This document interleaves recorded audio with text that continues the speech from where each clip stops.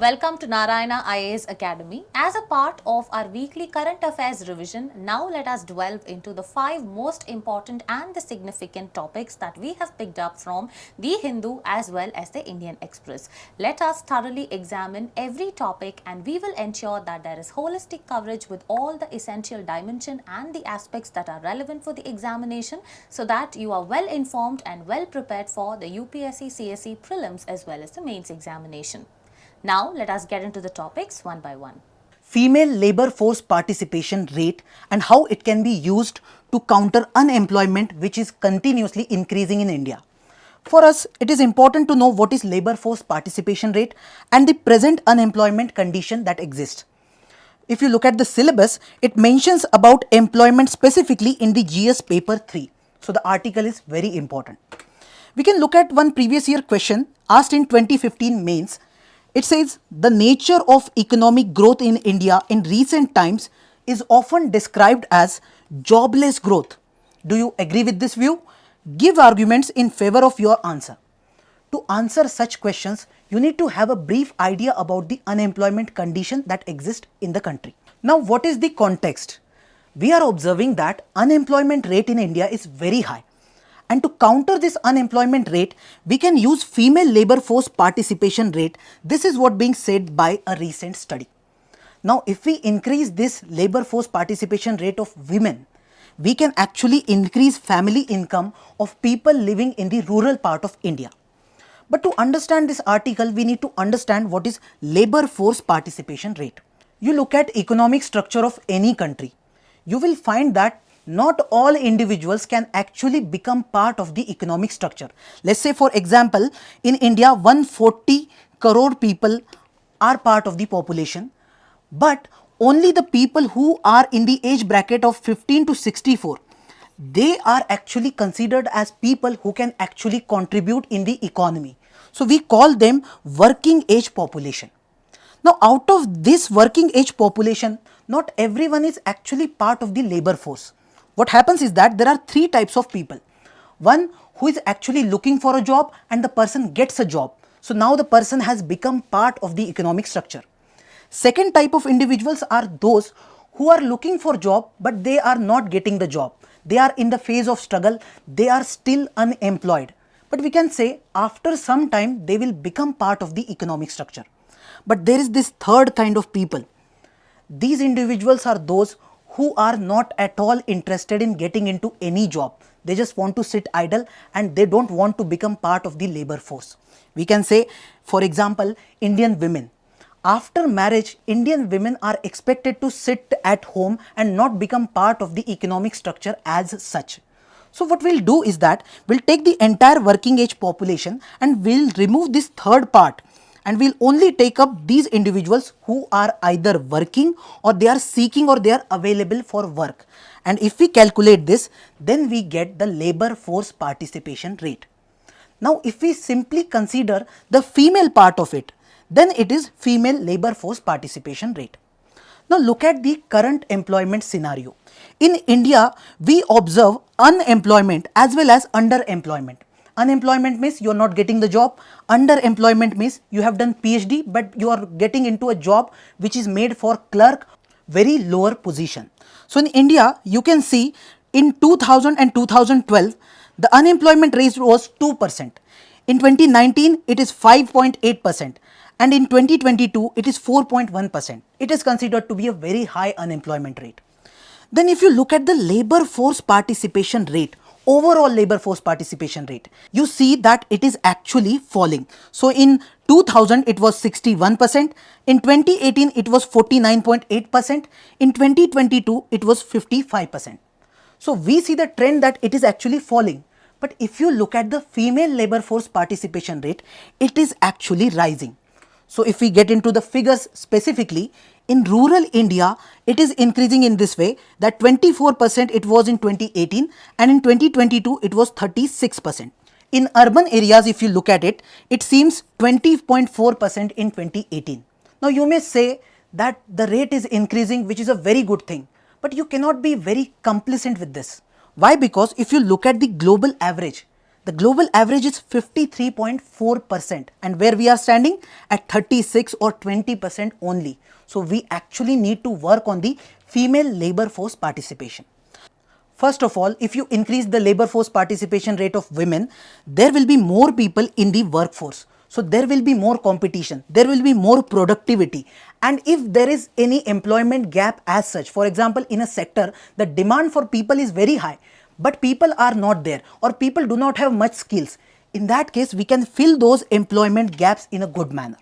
Apart from that, there will be dual income households. Women will also earn. So in that case, family income will rise and that will benefit the entire structure. If you look at West Bengal, in West Bengal, many women are part of farming, pisciculture, vermicomposting. And as a result, what we have observed is that there is improvement in the family welfare and there is reduction in the migration. Because when only one person in the family works, there are chances that the person needs to migrate to another place for the sake of employment or economic activities. Now, how we can actually increase this female labor force participation rate? First of all, we need to address the gender specific employment. For example, we see that women are considered to be good for home based work and they should not go outside. We need to remove this stereotype and we need to empower women to become part of the non-traditional economic activity structure. Apart from that, we can encourage self-help groups, we can provide training and skill development to the women organizations, and also we can ensure that the workplace where the women is going to work, there should be security in such a way that any women will not be harassed over there. Today is a very important and one of the favorite topics of the UPSC that can be asked in your mains as well as the prelims examination. Okay, so here we will be discussing about the key takeaways from the economic survey. So here, how has actually India performed in the previous year and what would be the budgetary allocations for different kind of sectors like agriculture, etc. That of course will be covered in the budget. So these two aspects, that is economic survey and budget, become very important for your prelims as well as the mains examination. So here we will be discussing about the economic survey exclusively and the key highlights or the takeaways that the survey is actually given to us. So here economic survey will be actually a part of the Indian economy and we can actually map this topic to GS paper 3, economic growth and development, inclusive growth, employment as well as government budgeting. So moving forward, there has been a previous year question asked in the prelims examination in the year 2018 as per the NSSO 70th round situation assessment survey of agriculture households. So here consumption expenditure survey, key highlights of the NFHS survey as well as the economic survey on the growing trends of India and how has been the performance of India in the previous year becomes very important. Now moving forward, let us understand what this article is discussing about. So the Union Finance Minister, Ms. Nirmala Sitharaman, actually tabled the economic survey 2023-2024 in both the houses of the parliament, that is the Lok Sabha as well as the Rajya Sabha. Okay. So before moving on to the key highlights of the survey, it is important for us to understand what do you mean by an economic survey. So an economic survey is nothing but it is a comprehensive review or it is like an annual report on the performance of the Indian economy in the closed financial year. What do you mean by closed financial year? Starting from April 2023, closing 31st March 2024. Okay, so throughout the period of one full year, what has been the performance of the Indian economy is what the economic survey will actually tell us.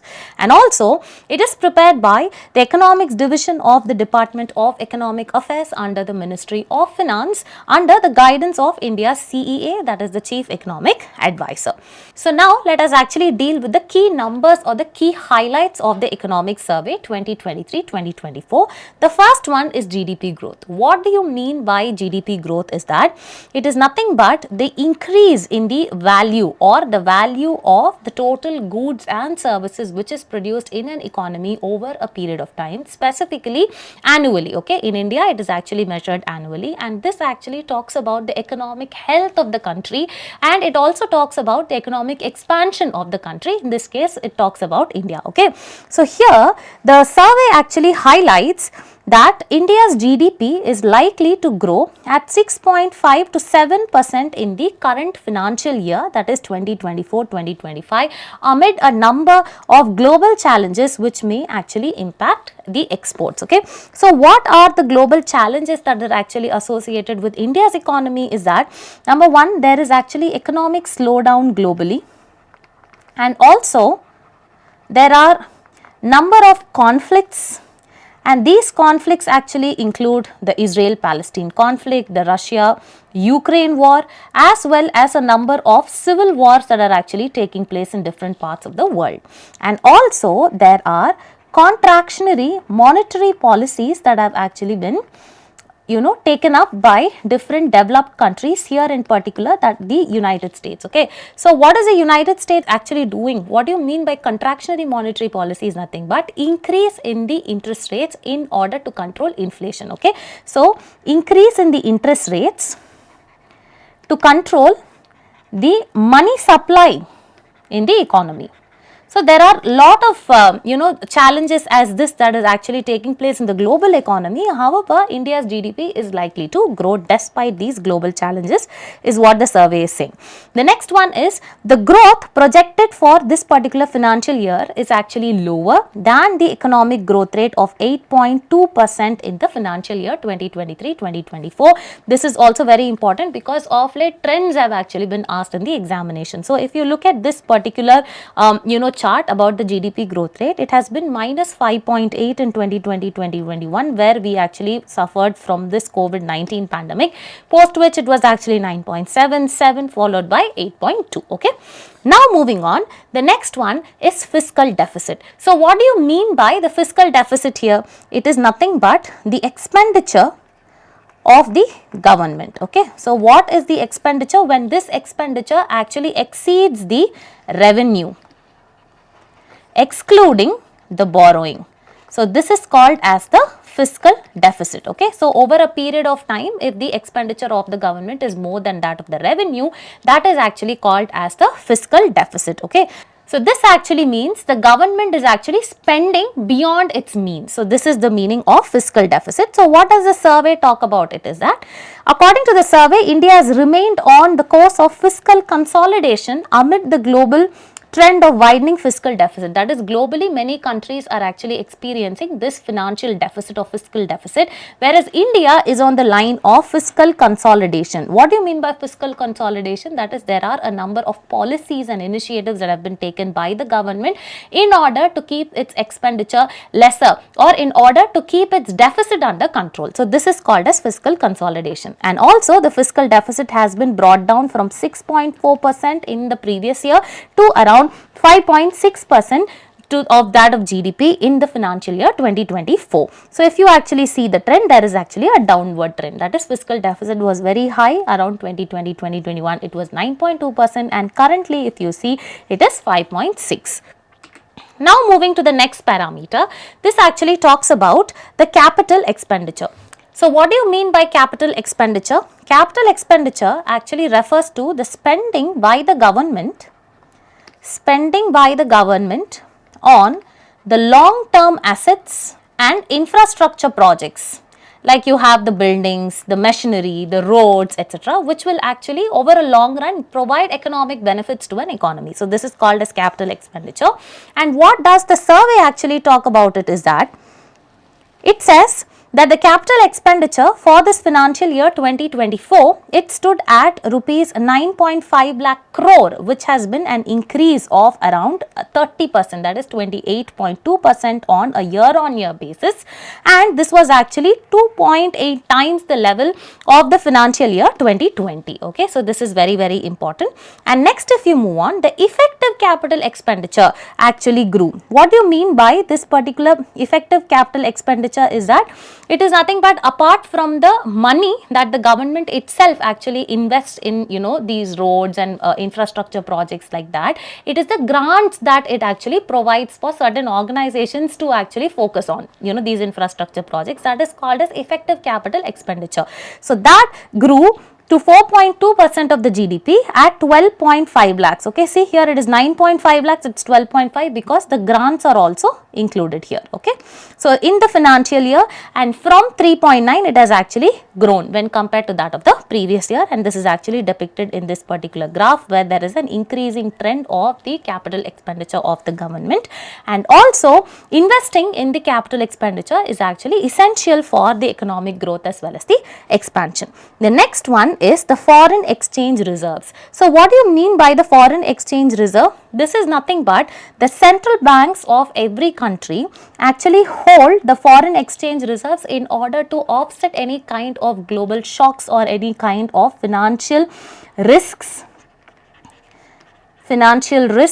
or any kind of exchange rate volatilities. Okay.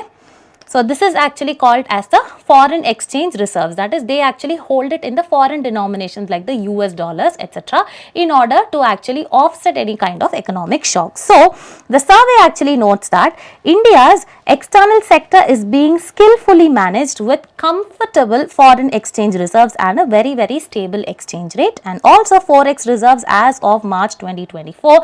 These were sufficient enough in order to cover 11 months of projected import. So we are in actually a stable condition. So if you actually see the trends over here, in 2020-2021 it was around 557, right now which has actually increased to around 646.4. okay, so this is actually in US dollars. Okay, so US billion dollars. So the next parameter that we will be discussing about is inflation percentage of the world currencies. Okay, so what do you mean by inflation percentage of these world currencies is how much of depreciation, okay, or how much of value as a particular currency lost because of inflation. For example, if for rupees 100, if I am able to actually purchase 3 milk packets in the year 2023, due to this persistent increase in the cost or the prices of the items over a period of time, what happens in 2024, I am able to purchase only 2 milk packets in this rupees 100. So this is actually called, so this means what, the rupee has actually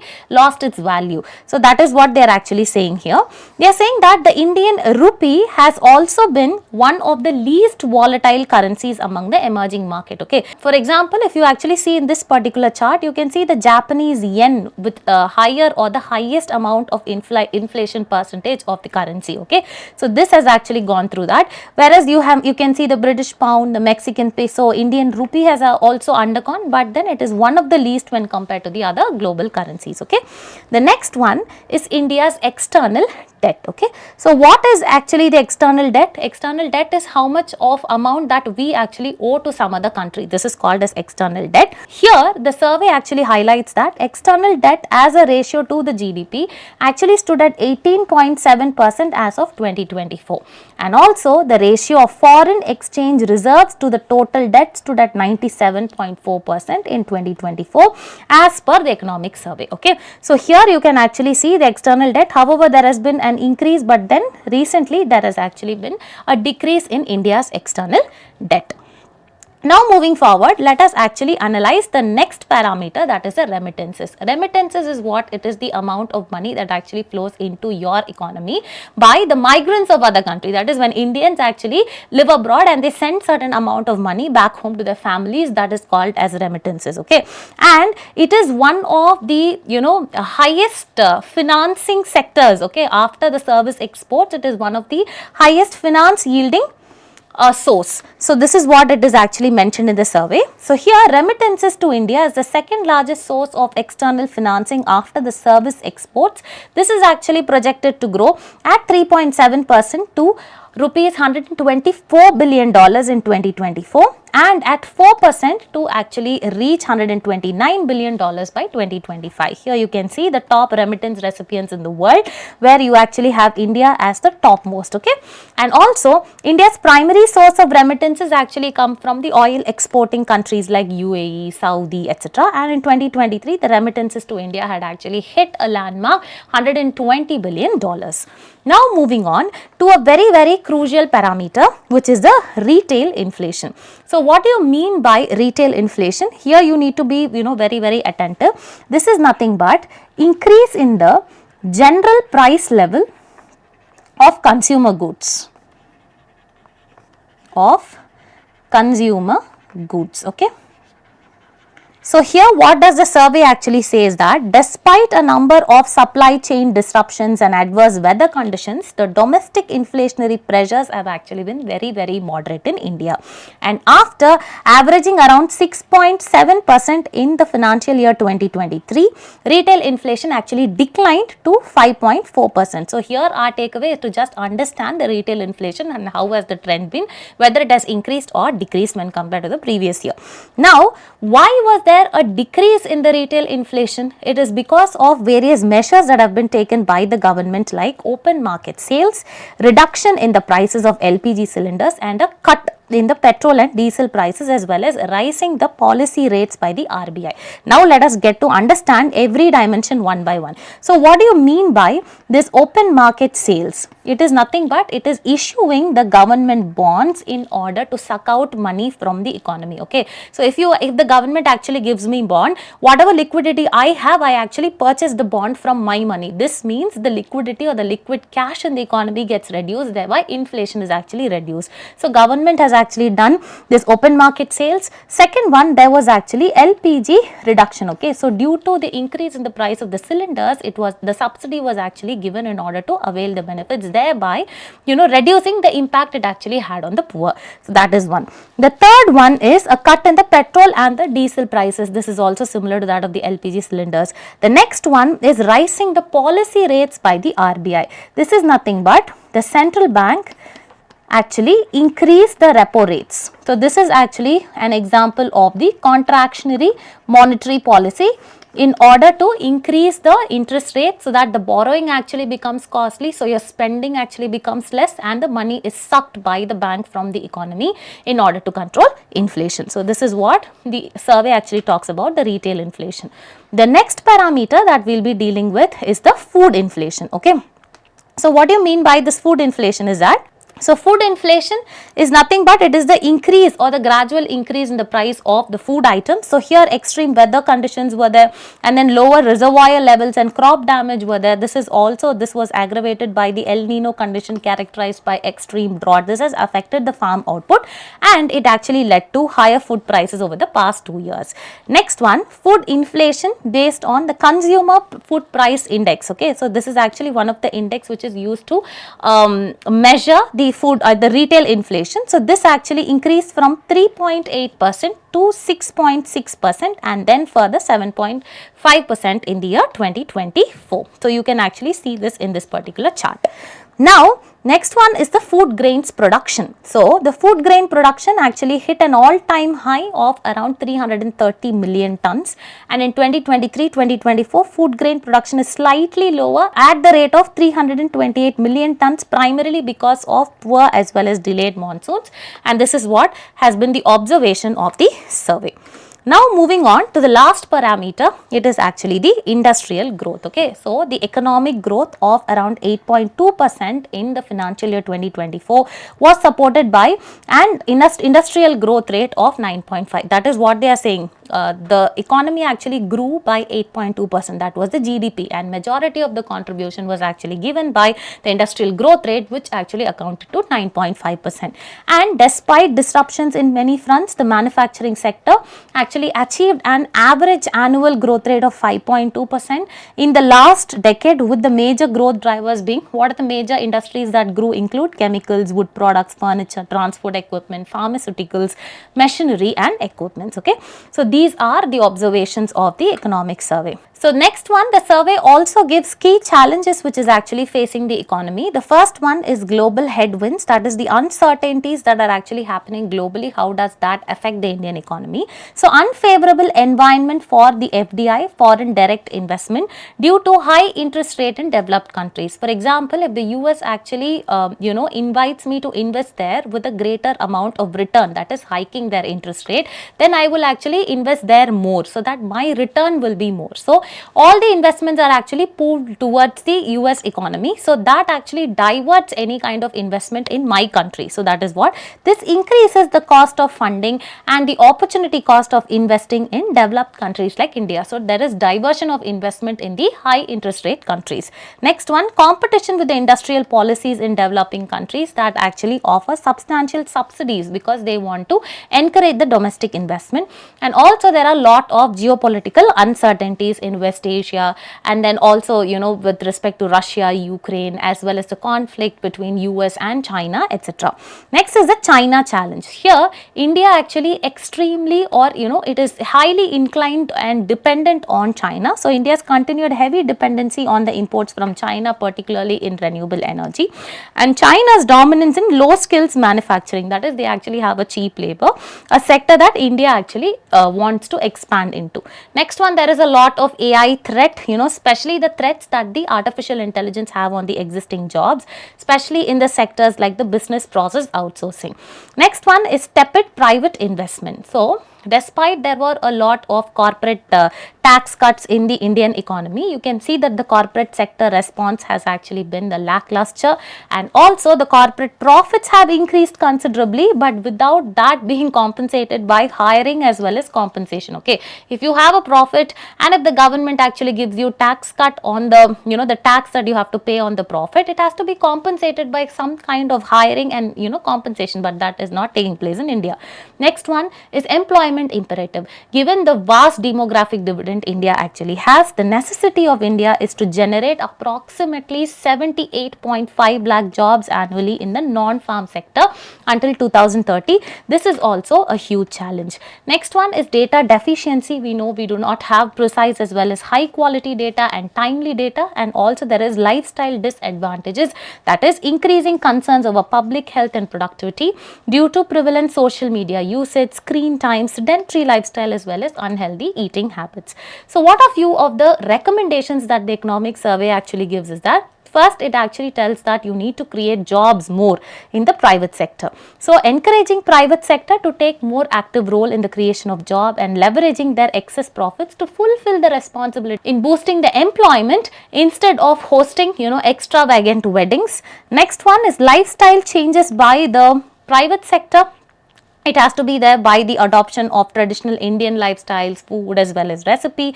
Next one, you need to focus on the farm sector. This is very, very important that the survey is saying. It is actually saying, see, usually traditional economic theories actually say go from the farm to the non-farm sector, but economic survey says that you need to reinvigorate or you need to move or into the farm sector as a key driver of economic growth, which is contrary to the traditional economic theories, in order to have a shift to agriculture from manufacturing. Okay, so this can be done by food processing, boosting the exports and making the agriculture attractive to the urban youths. And finally, it says you need to remove the regulatory bottlenecks, where you need to lighten the regulatory load on the businesses, especially on the MSMEs, in order to foster conducive business environment. And finally, you need to build the state capacity, where you strengthen the capacity of the state in order to ensure the effective implementation of policies and sustain long-term economic progress, thereby focusing on detailed and foundational reforms rather than sweeping changes. Economic survey is talking something about mitigation versus adaptation. So in a way, economic survey, economy, and then mitigation, adaptation, environment. So you're seeing a merger between economy and environment. And mitigation, adaptation. What is the basic difference between mitigation and adaptation? While we are reading this particular article, different terms will come up, like IPCC, Intergovernmental Panel on Climate Change. What is IPCC? What questions can come from IPCC? So all these things we have to keep in mind when we are reading this particular article. Previous year question in 2017, UPSC has asked, climate change is a global problem. How will India, or how India will be affected by climate change? How Himalayan and coastal states will be affected by climate change? So these kind of questions keep on coming, and we have to understand different terms. Now, one thing I want to tell you, and I want to tell you again and again, that current budget, the current budget is 2024-25. So the economic survey will be 23-24. Keep this in mind. I'm reiterating it again and again because this is a tricky area. Most of the people will make mistake, and we have also understood why it is named economic survey 23-24. So global, and what economic survey 23-24 are saying is that developing countries will be like, they are majorly impacted by whatever global climatic efforts are going on by UNFCCC, United Nations Framework Convention on Climate Change, or CBD, etc.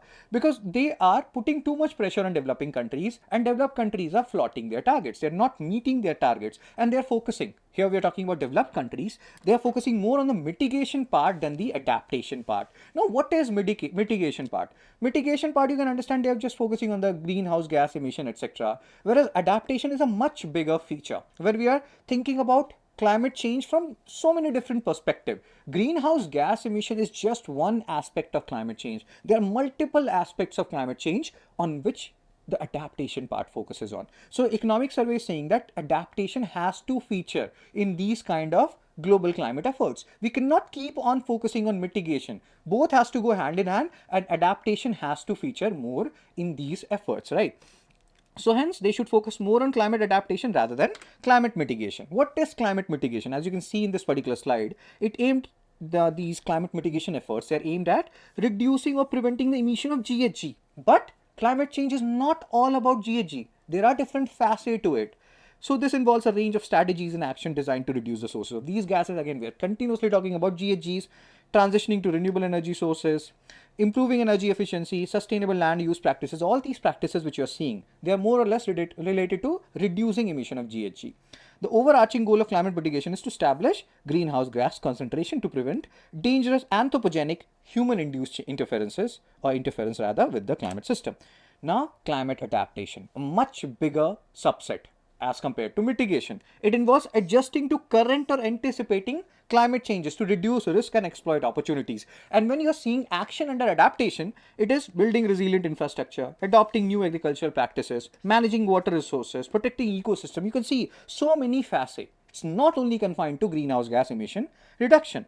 Effective adaptation requires supportive policies, community engagement, and integrating these measures across various sectors to enhance resilience. All in all, you must be understanding this. Climate adaptation is a much bigger phenomenon as compared to mitigation, which is very narrow in nature.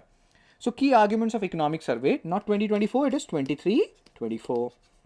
It argues that current global climate action regime is ineffective and inequitable. It places unrealistic burden on developing countries. Developed countries started earlier. Like England, industrial revolution happened earlier. They have reaped the benefits of all those industrial revolution. Now when we have started late, so obviously we have to speed up the process of development. So now they're putting too much pressure on we means developing countries. And that's what economic survey is saying, that it is placing unrealistic burden on developing countries like us by focusing excessively on achieving 1.5 or 2 degrees Celsius temperature targets which they have. Survey criticizes developed countries for not meeting their emission reduction targets, and it also notes that IPCC has reinforced the narrative favored by developed countries. So all in all, there is a saying, history is written by victors or something. So developed countries, in a way, they are forcing the narrative upon developing countries, which is not good at all. So these scenarios are criticized for being unrealistic given the country's track records, these developed countries' track records. Now here you are seeing a term which is known as IPCC. We'll talk about this. Who formed it? And like which organizations are involved? When was it formed? All these things are important. So key argument of economic survey 23-24.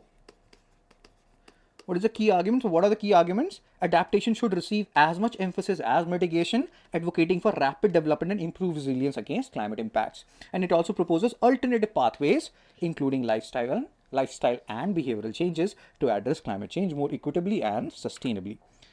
Now, what is IPCC? We're talking about it in the previous slide.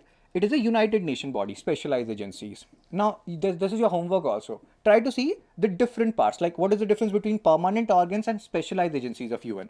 Established in 1988 by WMO, not UNFCCC, WMO and UNEP, United Nations Environment Programme. Again, this is just a question for you. If you know the answer, you can post it in the comment section. Where is the headquarters of UNEP, United Nations Environment Programme? One thing which you also have to do, which I keep on telling you again and again, that post your marks in the comment section. You will solve 5 prelims question, 1 mains question rather. So out of the 5 prelims question, how many you are getting correct? Please post in the comment section. So IPCC, WMO and UNEP is involved. 1988 is the year, right? Primary purpose to provide, and they publish reports, and they have published 6 assessment reports, which are considered the most authoritative sources of information on climate change. They keep on publishing reports. They keep on talking about anthropogenic changes, mass extinction of different flora and fauna, and we have to take these reports very, very seriously. India's illegal coal mining issue. Recently, 3 people from the state of Gujarat, they died while working in a coal mine, and this coal mine was being operated in an illegal manner. Now, this is not for the first time we are hearing such news. Earlier in 2023, we heard similar news from West Bengal, from Jharkhand, from Meghalaya. That means it is a persisting issue and we need to understand it in detail. We can relate it with the syllabus part of GS paper 2, governance, which talks about government policies and interventions for development in various sectors. Before moving ahead, look at this previous year question. It says, what are the consequences of illegal mining? Discuss the Ministry of Environment and Forests concept of go and no-go zones for coal mining sector. Now, if you observe the illegal mining in India, it usually takes place in remote or isolated areas, for example, some forest region, where government authorities do not monitor all the activities. So, you can easily run your illegal business. Now, Government of India in 1970s decided that we will put some restrictions on people, we will ensure that only legal activities take place. So, government actually nationalized the entire coal sector. So, they brought this Coal Mines Nationalization Act 1973. But even after nationalization, this illegal coal mining issue continued. Now, when we ask central government about this issue, they say that the responsibility lies on the state government and not the central government. Why? Because this illegal mining issue is a law and order problem, and law and order falls under state list in the Schedule 7 of the Constitution of India. So, we can see there is a tussle and there is lack of accountability when it comes to central government or state government. Now, if you look at the factors which are leading to this illegal coal mining, the first reason is the demand. The demand of coal is very high in India. You can see that the energy consumption that we have, more than 50% of that energy comes from the coal sector. That means coal is in high demand every time, and the supply in legal form is not up to the mark, and that is why some illegal businesses come into picture, and that is why we see the formation of black market for the coal mining. Secondly, we see that the areas where this kind of coal mining takes place, usually poverty and unemployment persist in that area. So, what normal people do? They go for such illegal sources just for the sake of livelihood, just for the sake of some income. Thirdly, we observe weak regulatory enforcement. The government authorities are not monitoring all these illegal activities, and that's why we see a rise of coal mafias in this area. These mafias have a good network and a power structure which allows them to continue this illegal business for a long time. Moving ahead, we observe that many a times these coal mafias get political patronage. Now, recently this Assam Jatiya Parishad, they accused a BJP leader for providing political support to these coal miners in the northeastern states of India. Also, there is a problem with the kind of techniques used in this coal mining. What are these techniques? It includes surface mining and rat hole mining.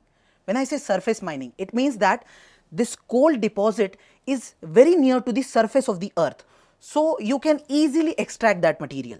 Secondly, rat hole mining. This rat hole mining is very dangerous.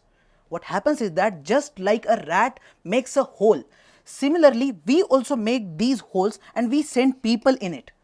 So, it is very dangerous and people may die due to suffocation or inhalation of toxic gases in this region.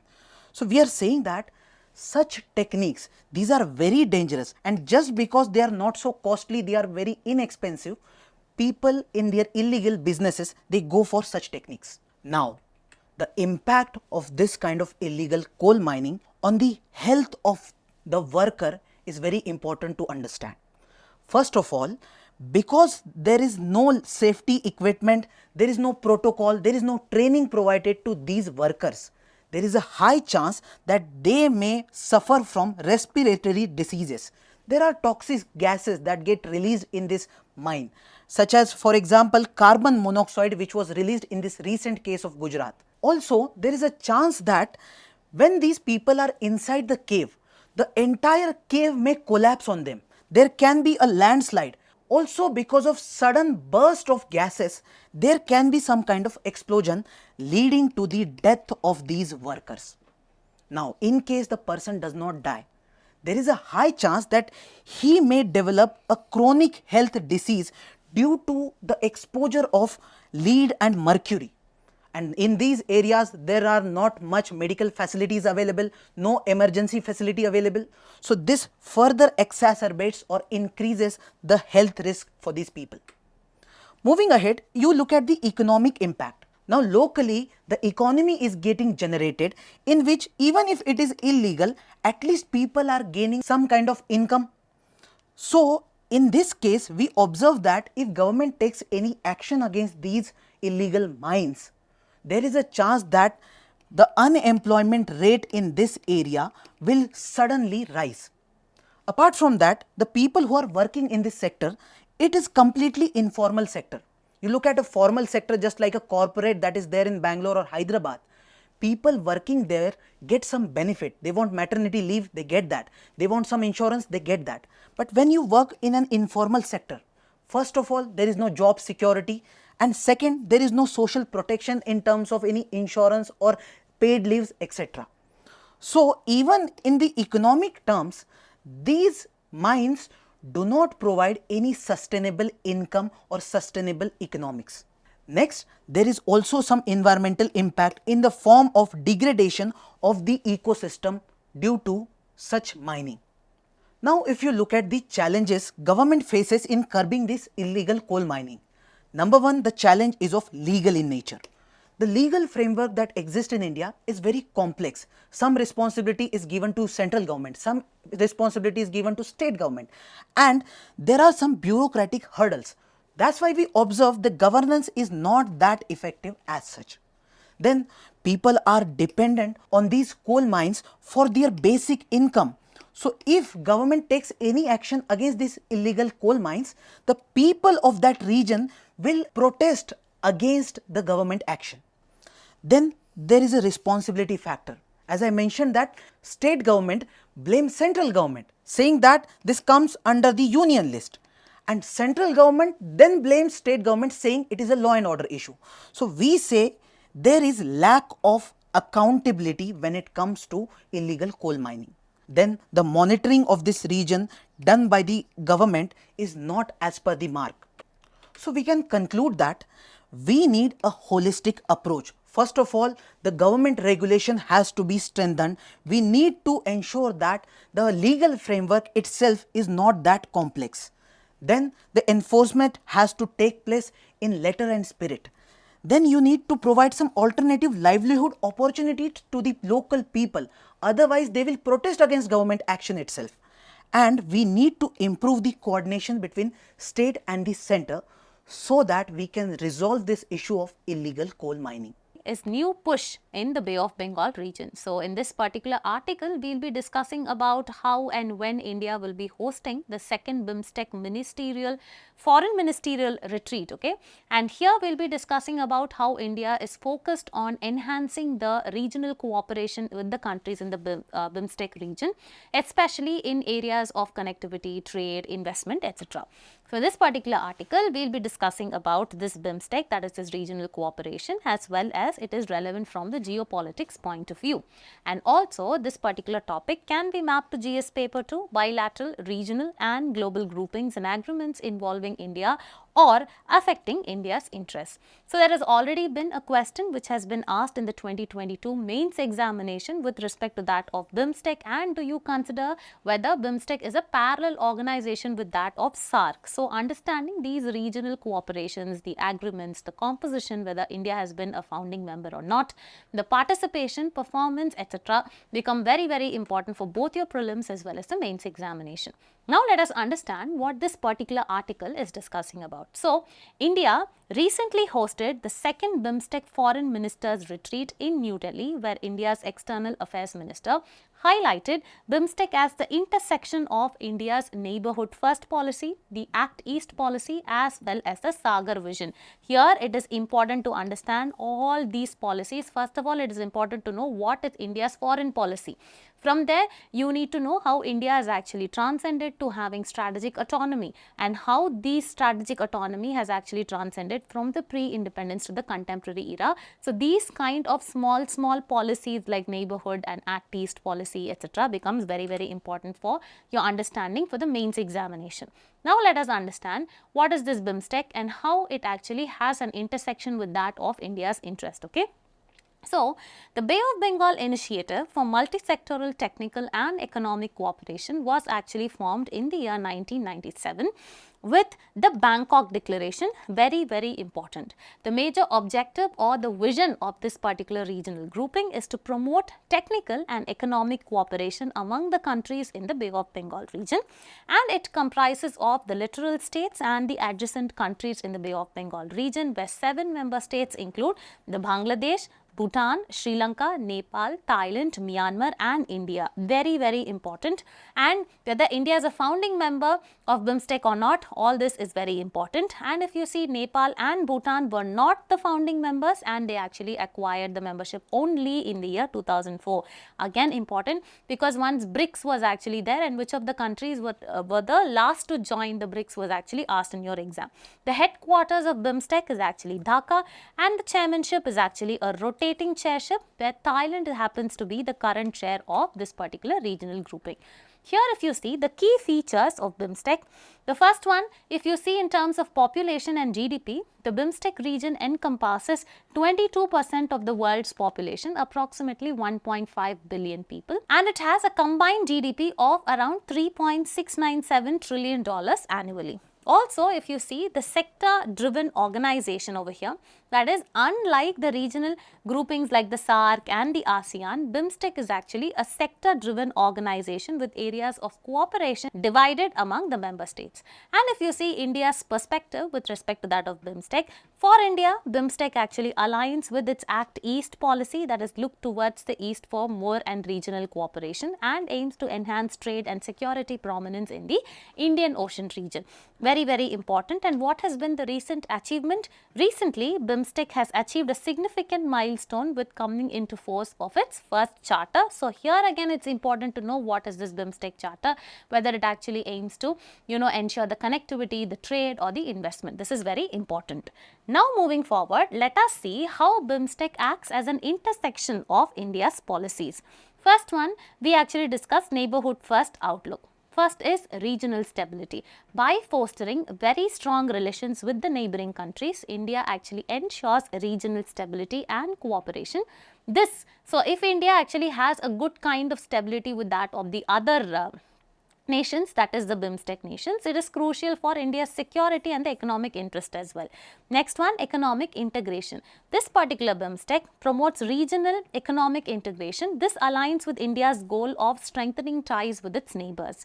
Next is Act East policy. This is the ASEAN engagement. BIMSTEC serves as a conduit for India's engagement, that is, through which it can actually engage with ASEAN also, further facilitating deeper cooperation in economic as well as strategic ties. Next, if you see, there are infrastructural links between India as well as the BIMSTEC, where you have projects like the India-Myanmar Thailand trilateral highway. This actually aligns with India's efforts to develop infrastructure links with Southeast Asia for development. And finally is the SAGAR, which actually stands for security and growth for all in the region vision. Okay. So here there is maritime security dimension, where BIMSTEC's emphasis on maritime cooperation aligns with India's SAGAR vision, ensuring security and growth in the Indian Ocean region. And also this is useful, that is the collaborative efforts in fisheries and the marine resource management of the BIMSTEC. This actually supports India's initiatives in promoting its blue economy. And now let us see what are the challenges and setbacks that are actually faced by the BIMSTEC. First one, there is actually lack of efficiency and slow progress. This is in terms of irregular meetings, as well as there are a lot of operational constraints. Next one, this is because of financial as well as lack of manpower resources. So this actually affects the effectiveness in the functioning of this regional grouping. Next one, selective interest by India, where there has been the influence of SAARC, where India's interest in BIMSTEC often surges when SAARC is actually hindered due to tensions with Pakistan, raising concerns about the consistent commitment India actually has with this regional grouping. Next one, limited trans-border trade and connectivity. If you see with respect to that of India-Myanmar border, the 1600, it is a 1600 kilometer border between India and Myanmar is among Asia's least open, limiting the potential. Okay, so it is actually not open for trade and commerce. Next one, there is low trade volume, where you see India's trade was only 4% of its global foreign trade as of 2020, and this is actually down from the double digits which was back in 1950s itself. Next one, there is inter-regional trade variability between the region, where trade among BIMSTEC countries varies significantly, with countries often importing from non-member countries rather than from within the bloc. The next challenge is absence of an FTA, that is the free trade agreement. While you see, while BIMSTEC lacks an FTA, member countries are involved in various bilateral and multilateral agreements, complicating the unified trade efforts. Moving forward, there are also maritime trade and tourism challenges like the coastal ecosystem. You can see, despite the rich resources, BIMSTEC countries have not yet developed a shared coastal shipment ecosystem. And also, there are detentions of fishermen along the border. And next, if you see, there are, political tensions over here, where you can see there is, the Rohingya refugee crisis constraints or the strains were there. This actually strained the relationship between two countries of Bangladesh as well as Myanmar. And then we had India-Nepal border dispute, which was in 2017 or 18. And then the political situation right now, civil war is actually going on in Myanmar, and all these have, drawn the international criticism, and this complicates the, cooperation in this particular region. So, having looked at what is the prospect that BIMSTEC actually holds for India, now we need to conclude this particular topic with a very, very neutral conclusion or a solution if you have to propose. So, here a robust and consistent commitment to BIMSTEC is necessary. Improved infrastructure, enhanced maritime cooperation and resolving the regional tensions can actually significantly boost the regional integration, security and the economic growth for all the member nations in this particular Bay of Bengal region.